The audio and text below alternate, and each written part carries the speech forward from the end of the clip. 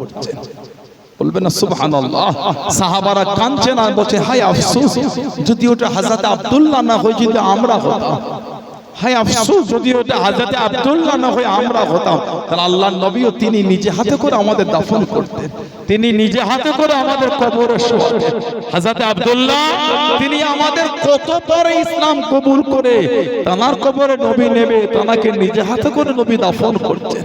দাফন হয়ে গেল, নবী আপনার কবরের পাশে দাঁড়িয়ে কাঁদছেন আর দোয়া করছেন, আল্লাহ আমি নবী আমার আব্দুল্লাহর উপর খুশি, আল্লাহ আল্লাহ আপনি আমার আব্দুল্লাহর উপর খুশি হয়ে যান। জোরে বলুন না সুবহানাল্লাহ, বলেন আলহামদুলিল্লাহ। সেই সাহাবাদের দিকে লক্ষ্য করে সব ছেড়ে দিয়েছে, উলঙ্গ হয়ে মায়ের কাছে দাঁড়িয়ে আছে। মা যদি একটা চাদর দাও, একটু নবীর দরবারে যায়। উলঙ্গ হয়ে তো নবীর কাছে গিয়ে দাঁড়াতে পারবো না। মা বস্ত্রহীন হয়ে নবীর কাছে গিয়ে দাঁড়াতে পারবো, যদি একটা চাদর দিতে পারো, যদি একটা বস্ত্র দাও মা, ওটাকে জড়িয়ে একটু নবীর দরবারে আমি চলে যাই।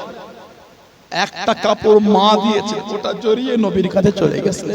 নবী বলতেন, এই আমার আব্দুল্লাহ সব ছেড়ে দিয়ে শুধু একটা কাপড় জড়িয়ে আমার দরবারে চলে এসেছে। তোমার আমার আব্দুল্লাহকে দুঃখ দিও না, তোমার আমার আব্দুল্লাহকে কষ্ট দিও না। আমার আব্দুল্লাহ আল্লাহ আল্লাহর রাসূলের জন্য সব ছেড়ে দিয়েছে।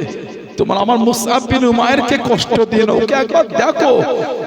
যেই ছেলে যে জামাটা একবার পরেছে দ্বিতীয়বার পরে না, ওই ছেলেকে একবার দেখো। মদিনা শরীফে ঘরে ছেঁড়া ফাটা তালি দেওয়া তা পেদিহা জামা পরে চাদরটা ছিঁড়ে গেছে। আমার মুসআব আল্লাহ আল্লাহর রাসূলের জন্য সব ছেড়ে দিয়ে শুধু ছিঁড়া জামা পরে ঘুরে ঘুরে বেড়াচ্ছে। বলবেন না সুবহানাল্লাহ। জীবন তো তারা তৈরি করেছে, জীবন তারা করেছে। আমার নবী জিহাদের জমিন থেকে ফিরেছেন, সব সাহাবাদের শরীরে রক্ত লাগা। আহা, কার আগুন নাই, কার হাত নাই, কার পা নাই, কার শরীরে তীর, কার শরীরে তলোয়ারের আঘাত। সব সাহাবাদের শরীর থেকে রক্ত ঝরছে। খালি নবী দরবারে এসে দাঁড়িয়েছে। জিবরাইল আলাইহিস সালাম আমার নবী পাককে সালাম দিয়ে বলছেন, হুজুর ইয়া রাসূলুল্লাহ সাল্লাল্লাহু আলাইহি ওয়া সাল্লাম, হুজুর আল্লাহ হুকুম পাঠিয়েছে, আমার এখনি বার হতে হবে। বনু কুরাইজা ওরা ওয়াদা ভঙ্গ করেছে, ওদের বিরুদ্ধে এখনি বার হতে হবে। সাহাবাদের বিবিরা, মায়েরা, বোনেরা, ভাইয়েরা, বাপ, ছেলে পুলে সব দরওয়াজার দিকে তাকিয়ে এই আসে এই আসে।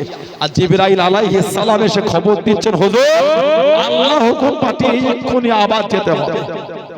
আমার নবী পাকের নূরে চোখ দিয়ে টপ টপ করে পানি ঝরছে। ও হযরত জিবরাইল, আমার সাহাবারা সবে মাত্র এসেছে, কেউ ঘরেও যায় না। কার হাত নাই, কার পা নাই, কার আগুন নাই, কার শরীরে তীর, কার শরীরে তলোয়ার। দুদিন পরে গেলে হতো না? ইয়া রাসূলুল্লাহ সাল্লাল্লাহু আলাইহি ওয়াসাল্লাম, হুজুর আল্লাহ হুকুম পাঠিয়েছে।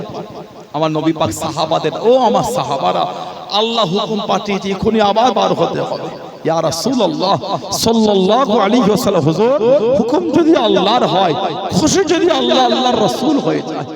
হুজুর এই হুকুমটা যদি আল্লাহর হয় আর খুশি যদি আল্লাহ আল্লাহর রাসূল হয়ে যায়, হুজুর আমাদের এই অবস্থায় যুদ্ধে যেতে হুজুর আমাদের কোনো অসুবিধা নাই। বলুন না সুবহানাল্লাহ। ওই রক্ত মাখা শরীরে কার হাত নাই, কার পা নাই, সবে মাত্র সামান্য গিয়েছে। জিবরাইল আলাইহিস সালাম আবার এসে বলে, ইয়া রাসূলুল্লাহ, হুজুর আর যাওয়া লাগবে না, আপনার সাহাবাদের উপর আমার আল্লাহ খুশি হয়ে গেছেন। জোরে বলুন না সুবহানাল্লাহ। এত খুশি হয়েছে, আল্লাহ ভালোবেসে বলেছে, রাদিয়াল্লাহু আনহুম ওয়া রাদু আন, তাদের উপর আমি আল্লাহ খুশি, তারাও আমি আল্লাহ আমার উপরে খুশি। বলবেন না সুবহানাল্লাহ। সেই সাহাবাদের দিকে দেখেন, সেই সাহাবাদের জীবনী পড়ে। দাবি অনেকেই করে কি জীবন সাহাবারা কাটিয়েছে। আমার নবী সাহাবাদের জীবনটা কেমন ছিল, আহা কি কষ্টের জীবন সাহাবাদের, কি দুঃখের জীবন আমার নবী সাহাবাদের।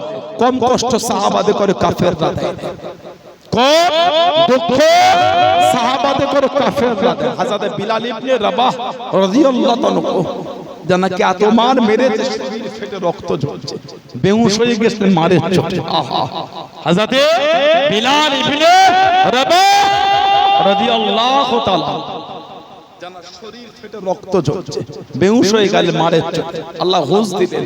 মক্কা শরীফের যুবক যুবক ছেলেগুলোকে, এ বিলাল ইবনে রাবাহ, তোমাকে এত মার মারে কই তোমার আল্লাহ তোমাকে বাঁচালো না? তো কই তোমার নবী তোমাকে বাঁচাতে আসলো না?